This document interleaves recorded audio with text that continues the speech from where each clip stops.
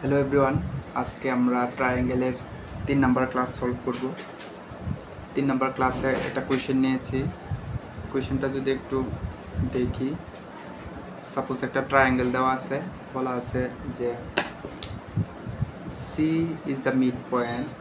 এই ট্রায়াঙ্গেলের mid point হচ্ছে সি, আর সিটি দেওয়া আছে 4 সেন্টিমিটার।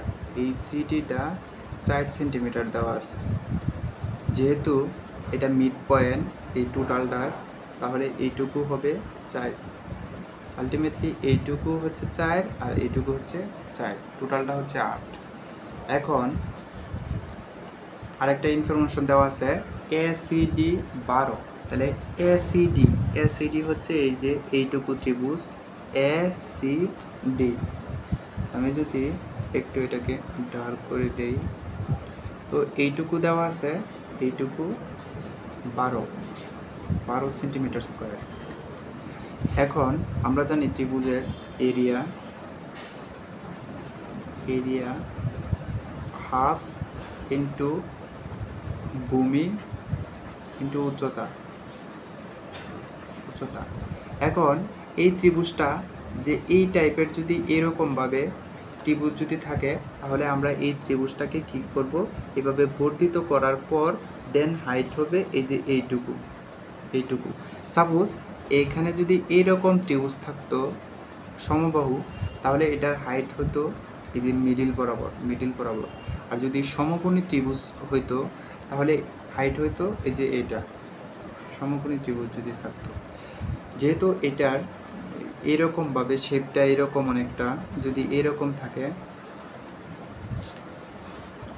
কোনো ত্রিভুজের শেপ যদি এরকম থাকে, তাহলে এই ত্রিভুজের সাপোজ এখানে এ বি সি দেওয়া আছে, তো আমরা এইটুকুর এরিয়া যদি বের করতে চাই, তাহলে হাফ ইন্টু ভূমি কত বিসি ইন্টু উচ্চতাটা কীভাবে বের করব, এভাবে বিসিকে আমরা বর্ধিত অংশ করে দেন এর সাথে এভাবে যোগ করে দেব।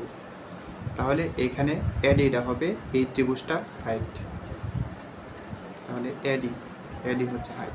সিমিলারলি এইখানে যে এসিডি ত্রিভুজটা আছে, আমরা এই ডিসিকে বর্ধিত করে তারপর এ শীর্ষবিন্দু থেকে এইটুকু যদি এডিশন করে দেই, তাহলে এই যে এই হাইটটা হচ্ছে এক্স।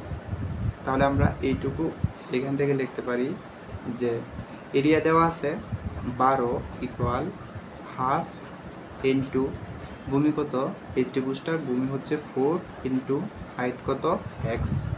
তো এখান থেকে যদি আমি ক্যালকুলেশন করি, তাহলে এক্সের ভ্যালু আসবে কত, এখানে 2, এক্সের value 2x equal 12, ultimately x equal 6।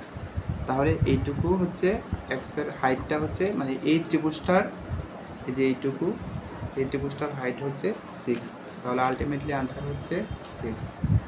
ওকে।